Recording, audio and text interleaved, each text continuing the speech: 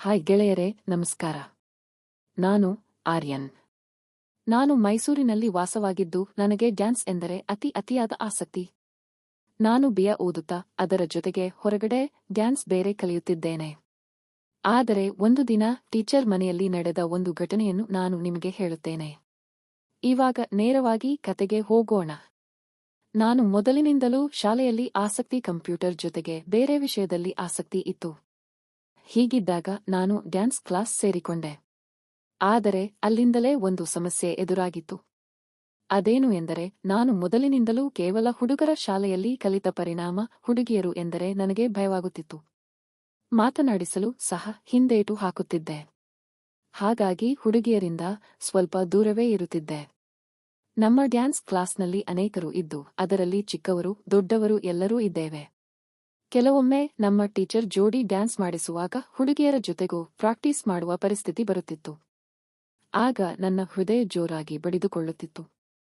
ಯಾಕಂದರೆ ಡ್ಯಾನ್ಸ್ ಮಾಡುವಾಗ ಆಗಾಗ ಅವರ ಕೈ ಅಥವಾ ಅವರ ಸೊಂಟ ತಗುಲುವುದರ ಜೊತೆಗೆ ಮುಖದ ಹತ್ತಿರ ಮುಖ ತರಬೇಕಿತ್ತು. ಮೊದಲೇ ಹೆದರುತ್ತಿದ್ದ ನಾನು ಡ್ಯಾನ್ಸ್ ಕಲಿಯುವಾಗ ಇನ್ನೂ ಹೆದರುತ್ತಿದ್ದೆ. ಹೀಗೆ ಅದಾಗಲೆಲ್ಲ ನನಗೆ ಕಷ್ಟ ಎನಿಸುತ್ತಿತ್ತು. ಆದರೆ ಹೀಗೆ ಡ್ಯಾನ್ಸ್ ಮಾಡುವಾಗ ಮಾತ್ರ ಒಂದು ವಿಶೇಷ ರೀತಿ ಅನುಭವ ಆಗುತ್ತಿತ್ತು. ಈ ಕ್ಲಾಸ್ನಲ್ಲಿ ಶುಭ್ರ ಎಂಬುವವರು ಇದ್ದು ನೋಡೋಕೆ ಸುಂದರ. ಅವರನ್ನು ನೋಡಿದರೆ ನನಗೆ ಅದೇನೋ ಒಂಥರ ಬೇರೆ ಬೇರೆ ಭಾವನೆಗಳು. ಅವರು ನನಗಿಂತ 1 ವರ್ಷ ದೊಡ್ಡವರು. ಅವರನ್ನು ಕಂಡರೆ ನನಗೆ ಇಷ್ಟ ಆಗುತ್ತಿತ್ತು, ಆದರೆ ಅದನ್ನು ನನಗೆ ಹೇಳಿಕೊಳ್ಳಲು ಆಗುತ್ತಿರಲಿಲ್ಲ. ಇಡೀ ಕ್ಲಾಸ್ನಲ್ಲಿ ಅವರು ತುಂಬಾ ವಿಭಿನ್ನವಾಗಿದ್ದರು. ಉಳಿದವರು ತರಬೇತಿ ವೇಳೆ ನಗುತ್ತಾ ಮಾತಾಡುತ್ತಾ ಇದ್ದರೆ ಅವರು ಮಾತ್ರ ಡ್ಯಾನ್ಸ್ ಅನ್ನು ತುಂಬಾ ನಿಷ್ಠೆಯಿಂದ ಕಲಿಯುತ್ತಿದ್ದರು. ಕೆಲವೊಮ್ಮೆ ಅವರು ನನಗೆ ಡ್ಯಾನ್ಸ್ ಹೇಳಿಕೊಡುತ್ತಿದ್ದರು.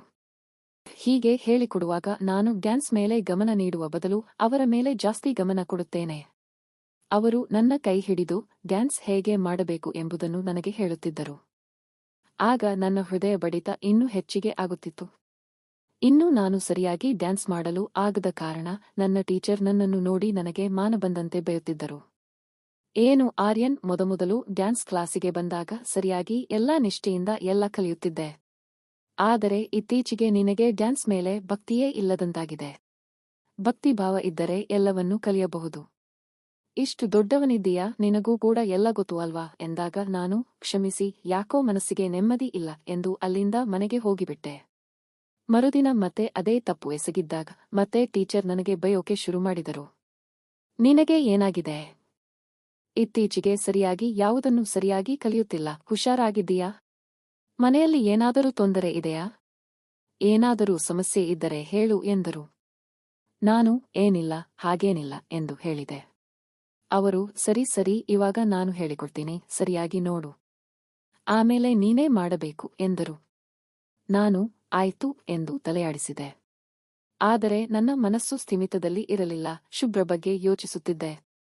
ನಿನ್ನೆ ಅವರು ಹೇಳಿಕೊಡುವಾಗ ಅವರ ಅಂದವನ್ನು ನಾನು ನೋಡಿದ ಕಾರಣ ಅದು ಕಣ್ಣಿಗೆ ಕಟ್ಟಿದಂತೆ ಆಗಿತ್ತು. ಒಂದೆಡೆ ಟೀಚರ್ ಡ್ಯಾನ್ಸ್ ಹೇಳಿಕೊಡುತ್ತಿದ್ದರೆ ನಾನು ಸುಮ್ಮನೆ ಇದ್ದೆ. ಕೊನೆಗೆ ಟೀಚರ್, ನಿನ್ನ ತಲೆ ಕೆಟ್ಟಿದೆಯಾ? ಹೀಗೆ ಕೆಲಸಕ್ಕೆ ಬಾರದವನು ಹೀಗೆಲ್ಲ ಮಾಡಿದರೆ ನೀನು ಇನ್ನು ಮುಂದೆ ಕ್ಲಾಸಿಗೆ ಬರಬೇಡ. ಇಲ್ಲದಿದ್ದರೆ ನಿಮ್ಮ ಅಮ್ಮನಿಗೆ ಹೇಳ್ತೀನಿ ಎಂದು ಗದರಿಸಿದರು. ನಾನು ಸರಿ ಎಂದು ಹೇಳಿ ಅವತ್ತು ಹೇಗೋ ಮಾಡಿ ಡ್ಯಾನ್ಸ್ ಕ್ಲಾಸ್ ಪೂರೈಸಿ ಹೊರಗೆ ಬಿದ್ದೆ. ಹೀಗೆ ಹೋಗುವಾಗ ಶುಭ್ರ ತುಸು ನಕ್ಕು ಸುಮ್ಮನಾದರು. ಆಮೇಲೆ ಸರಿಯಾಗಿ ಡ್ಯಾನ್ಸ್ ಕಲಿ. ಇಲ್ಲದಿದ್ದರೆ ಇಷ್ಟು ದಿನ ನೀನು ಮಾಡಿದ ಪ್ರಯತ್ನ ಎಲ್ಲ ಹಾಳಾಗುತ್ತೆ ನೋಡು ಎಂದು ಹೇಳಿದರು. ನಾನು ಸರಿ ಎಂದು ಹೇಳಿ ಗಾಡಿ ತಗೊಂಡು ಅಲ್ಲಿಂದ ಹೊರಟುಬಿಟ್ಟೆ. ಮನೆಗೆ ಬಂದರೂ ಸಹಿತ ನನಗೆ ನೆಮ್ಮದಿ ಇರಲಿಲ್ಲ, ಏಕೆಂದರೆ ಆ ವಯಸ್ಸು ಹಾಗೆ ಅಲ್ವಾ? ಏನು ಮಾಡಿದರೂ ಸಹಿತ ಮನಸ್ಸು ಹಿಡಿತದಲ್ಲಿ ಇರಲಿಲ್ಲ. ಕೊನೆಗೆ ನಾನು ಕೈ ಕೆಲಸ ಮಾಡಿ ಮನಸ್ಸನ್ನು ನಿಯಂತ್ರಿಸಿ ಸ್ವಲ್ಪ ಬಿದ್ದುಕೊಂಡೆ. ಮರುದಿನ ಡ್ಯಾನ್ಸ್ ಕ್ಲಾಸಿಗೆ ಹೋದಾಗ ಶುಭ್ರ, ಇವನಿಗೆ ನಾನು ಹೇಳಿಕೊಡ್ತೀನಿ, ನೀವು ಬೇರೆಯವರಿಗೆ ಡ್ಯಾನ್ಸ್ ಹೇಳಿಕೊಡಿ ಎಂದು ಹೇಳಿದರು. ಅದಕ್ಕೆ ಟೀಚರ್, ನೋಡು, ಇವತ್ತಾದರೂ ಸರಿಯಾಗಿ ಕಲಿ. ನೀನೊಬ್ಬ ಡ್ಯಾನ್ಸರ್ ಆಗಬೇಕು ಎನ್ನುವುದು ನನ್ನ ಕನಸು, ಅದಕ್ಕೆ ಮಣ್ಣು ಹಾಕಬೇಡ ಎಂದರು. ನಾನು ಸರಿ ಎಂದು ತಲೆಯಾಡಿಸಿದೆ. ಶುಭ್ರ ಅವರು ನನಗೆ ಡ್ಯಾನ್ಸ್ ಹೇಳಿ ಕೊಡೋಕೆ ಬಂದರು. ಮತ್ತೆ ನನಗೆ ತಳಮಳ ಉಂಟಾಗ ತೊಡಗಿತು. ಆಗ ಅವರು, ಏನಾಗಿದೆ ನಿನಗೆ? ಮುಖದ ಈ ಭಾವನೆಯಿಂದ ಏನೂ ಸಾಧ್ಯವಿಲ್ಲ. ಸರಿಯಾದ ಮುಖಭಾವವಿದ್ದರೆ ಮಾತ್ರ ಡ್ಯಾನ್ಸ್ಗೆ ಬೆಲೆ. ಗೊತ್ತಾ, ಇದು ಯಾಕೆ ನಿನಗೆ ಅರ್ಥವಾಗುತ್ತಿಲ್ಲ? ಮೊದಲೆಲ್ಲ ಸರಿಯಾಗಿ ಮಾಡ್ತಾ ಇದ್ದೆ, ಇವಾಗ ಏನಾಗಿದೆ ಎಂದು ಕೇಳಿದರು.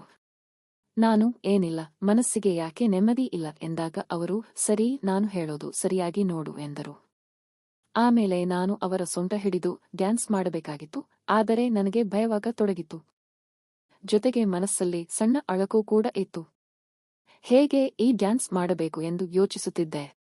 ಆಮೇಲೆ ಹಾಗೂ ಹೀಗೋ ಮಾಡಿ ಆ ಸ್ಟೆಪ್ಸ್ ಮಾಡಿದೆ. ಹೀಗೆ ಮಾಡುವಾಗ ನನಗೆ ಸಿಕ್ಕಾಪಟ್ಟೆ ಖುಷಿಯಾಯಿತು. ಆದರೆ ಅವರು ಟೀಚರ್ನ ಕರೆದು ಇವನು ಸರಿಯಾಗಿ ಮಾಡುತ್ತಿಲ್ಲ, ನೀವೇ ಹೇಳಿಕೊಡಿ. ನಾನು ಎಷ್ಟು ಸಾರಿ ಹೇಳಿ ಕೊಟ್ಟರೂ ತಪ್ಪಾಗಿ ಮಾಡುತ್ತಿದ್ದಾನೆ. ಅವನಿಗೆ ನಾನು ಕಲಿಸೋಲ್ಲ ಎಂದು ಹೇಳಿಬಿಟ್ಟರು. ಆಗ ಟೀಚರ್, ನೋಡು ಆರ್ಯನ್, ಇದು ಲಾಸ್ಟ್ ಚಾನ್ಸ್. ಸರಿಯಾಗಿ ಡ್ಯಾನ್ಸ್ ಕಲಿಯುವುದಿಲ್ಲ ಎಂದರೆ ನನ್ನ ಡ್ಯಾನ್ಸ್ ಕ್ಲಾಸ್ಗೆ ಕಾಲಿಡಬೇಡ. ಇವತ್ತು ನನಗೆ ಬೇರೆ ಬೇರೆ ಕೆಲಸ ಇದೆ. ನಾಳೆ ಮನೆಗೆ ಬಾ, ಅಲ್ಲೇ ನಿನಗೆ ಹೇಳ್ತೀನಿ. ಇವಾಗ ಮನೆಗೆ ಹೋಗು ಎಂದು ಹೇಳಿದರು. ನಾನು ನನ್ನ ಕಷ್ಟ ಯಾರಿಗೂ ಹೇಳಿಕೊಳ್ಳಲಾರದೆ ಒಬ್ಬನೇ ಮನಸ್ಸಲ್ಲಿ ಕೊರಗುತ್ತಾ ಅಲ್ಲಿಂದ ಹೊರಟು ಹೋದೆ. ಮರುದಿನ ನಾನು ಎದ್ದು ಕೂಡಲೇ ಅನೇಕ ಆಲೋಚನೆಗಳು ಬರುತ್ತಿದ್ದವು. ಏನು ಮಾಡೋದು? ಡ್ಯಾನ್ಸ್ ಕಲಿಬೇಕು ಎಂದರೆ ಮನಸ್ಸು ಹಿಡಿತದಲ್ಲಿಲ್ಲ, ಬೇರೆ ಬೇರೆ ವಿಚಾರಗಳು ನನ್ನ ತಲೆಯಲ್ಲಿ ಬರುತ್ತಿವೆ ಎಂದು ಟೀಚರ್ ಮನೆಗೆ ಹೆದರುತ್ತಲೇ ಹೋದೆ. ಅವರ ಯಜಮಾನರು ಕೆಲಸಕ್ಕೆ ಮರಿಗಳು ಕಲಿಯೋಕೆ ಹೋಗಿದ್ದರು. ನಾನು ಹೋದ ಕೂಡಲೇ ನನ್ನ ಕೂರಿಸಿ ಕುಡಿಯೋಕೆ ಚಹಾ ಕೊಟ್ಟು, ಡ್ಯಾನ್ಸ್ ಮಾಡೋಕೆ ಯಾಕೆ ಹಾಗೆ ಮಾಡ್ತೀಯಾ? ಇತ್ತೀಚೆಗೆ ಯಾಕೆ ಹಾಗೆ ಮಾಡ್ತಾ ಇದ್ದೀಯಾ ಎಂದೆಲ್ಲ ಕೇಳತೊಡಗಿದರು.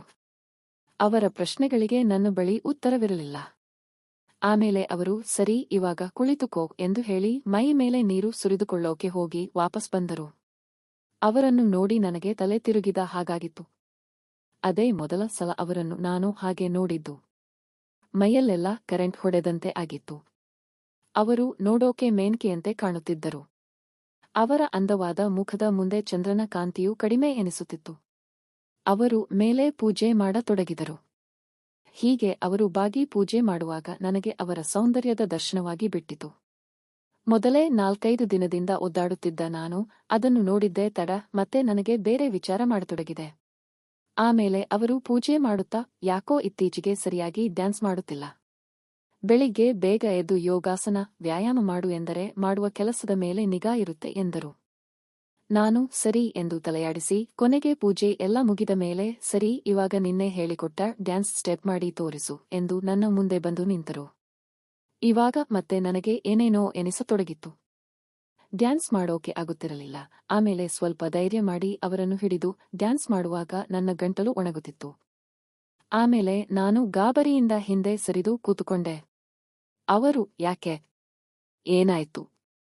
ಸರಿಯಾಗಿ ಮಾಡ್ತಾ ಇದ್ದೆ ಅಲ್ವಾ ಎಂದರು. ಆವಾಗ ನಾನು ಸುಮ್ಮನೆ ಇದ್ದೆ. ಅವರು ನಾನು ಬೆವತದ್ದು ನೋಡಿ ಕುಡಿಯೋಕೆ ನೀರು ನನಗೆ ಕುಡಿಸತೊಡಗಿದರು.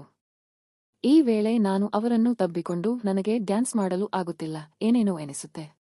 ನನಗೆ ಏನು ಮಾಡಬೇಕೆಂದು ತಿಳಿಯುತ್ತಿಲ್ಲ ಎಂದು ಅಳತೊಡಗಿದೆ. ಆವಾಗ ಅವರು ಏನಾಯಿತು? ನನ್ನ ಮುಂದೆ ಹೇಳು ಎಂದರು. ಆಗ ನಾನು ಎಲ್ಲಾ ಸಮಸ್ಯೆಯನ್ನು ಹೇಳಿದಾಗ ಅವರು, ನಾನು ಇವಾಗ ನಿನ್ನ ಸಮಸ್ಯೆ ನನಗೆ ಅರ್ಥವಾಯಿತು. ಆದರೆ ಯಾರಿಗೂ ನಾನು ಹೇಳಿಕೊಟ್ಟಿದ್ದನ್ನು ಹೇಳಬೇಡ. ನೋಡು, ಸರಿಯಾಗಿ ಕಲಿತುಕೋ. ನೀನು ಯಾಕೆ ಹೀಗೆ ಮಾಡ್ತಾ ಇದ್ದೀಯಾ ಎಂದು ನನಗೆ ಇವಾಗ ಗೊತ್ತಾಯಿತು ಎಂದು ಹೇಳಿ ಮೇಲೆ ಎರಗಿಬಿಟ್ಟರು. ಆಮೇಲೆ ಅವರು ಡ್ಯಾನ್ಸ್ ಸ್ಟೆಪ್ಸ್ ಹೇಳಿಕೊಡುತ್ತಾ ನಿಧಾನವಾಗಿ ಮೇಲೆ ಬಿದ್ದು ಆ ಕೆಲಸವನ್ನು ಮಾಡಿದರು. ಅವರು ಮೇಲೆ ಕುಳಿತು ಡ್ಯಾನ್ಸ್ ಮಾಡುತ್ತಿದ್ದಾರೆ, ನೋಡಲು 2 ಕಣ್ಣು ಸಾಲದು. ಆಮೇಲೆ ನಾನೇ 1 ಹೆಜ್ಜೆ ಮುಂದೆ ಹೋಗಿ ಡ್ಯಾನ್ಸ್ ಮಾಡೋಕೆ ಶುರು ಮಾಡಿದೆ. ಆವಾಗ ಅವರು ನಡುವೆ ಹಾಡನ್ನು ಹಾಡುತ್ತಿದ್ದರು. ಕೊನೆಗೆ ಎಲ್ಲಾ ಕೆಲಸ ಮುಗಿದ ಮೇಲೆ ಅವರು, ನೋಡು, ನಿನ್ನ ಹೆದರಿಕೆಗೆ ಇದೇ ಕಾರಣ. ಇನ್ನು ಮುಂದೆ ಆದರೂ ಸರಿಯಾಗಿ ಡ್ಯಾನ್ಸ್ ಕಲಿ ಎಂದು ಹೇಳಿದರು.